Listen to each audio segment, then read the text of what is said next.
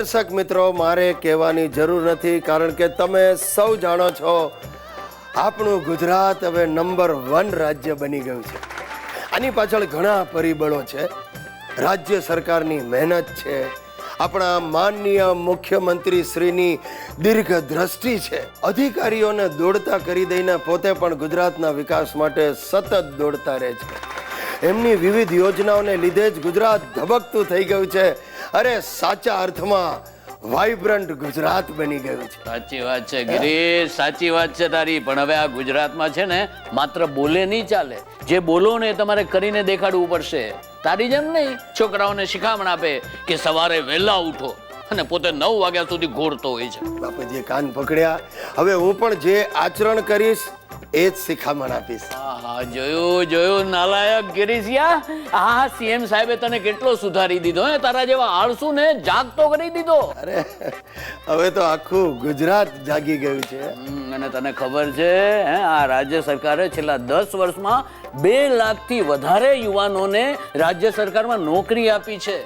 અને આ રાજ્યતંત્રને ધ્યાનમાં લઈને 1,15,000 નવી જગ્યાઓને મંજૂરી આપી છે. અરે બાપુજી, આમાંની 72,000 જગ્યાઓ તો ભરાઈ પણ ગઈ છે અને 1,21,000 શિક્ષા સહાયકોની નિમણૂક કરીને શિક્ષિત યુવાનોને શિક્ષણ કાર્યમાં જોડી દીધા છે. વાહ વાહ ગિરીશા, પણ આ બધું અમારા વખતમાં થયું હોત તો શું, તો તમને કેવી રીતે ફાયદો થાય? કેમ? આ બધા શિક્ષિત યુવાનો છે. અરે ચૂપ રે.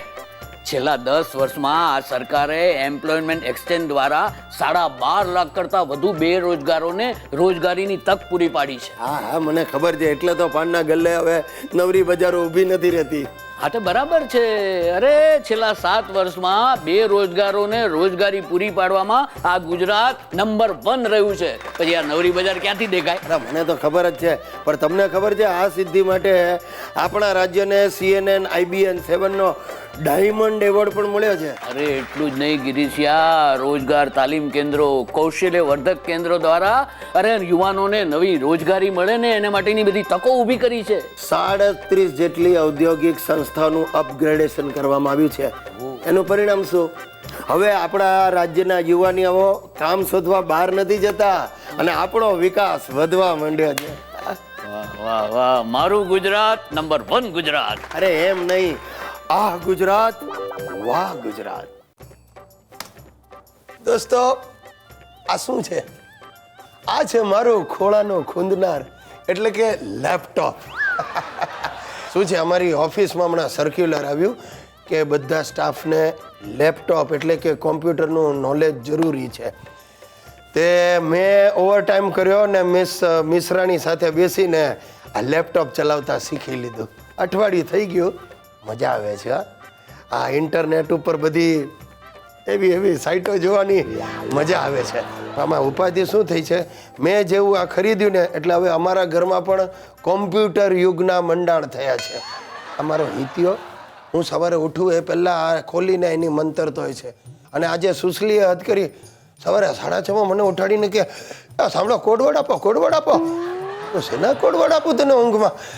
અરે આ કોમ્પ્યુટર ચાલુ કરવું છે ને કોડવર્ડ કહું, એને પાસવર્ડ કહેવાય ડોબી. મને કે આ જે હોય તે આ ચાલુ નથી થતું. મેં કહું પણ તું રહેવા દે ને, તારે જરૂર શું છે? મને કે ના, કેમ તમે વાપરો ને અમે શું કામ ન વાપરીએ? હવે આટલું ઓછું એમ મારા દાદાજી ને મારા બાપુજી એ પણ જોડાયા છે આ ઝુંબેશમાં, લેપટોપ વસાવ ઝુંબેશ. અરે મેં કહ્યું દાદાજી, તમને ખબર છે આની કિંમત શું? ખોટા ખર્ચા કરવા છે, મારી કેપેસિટી નથી.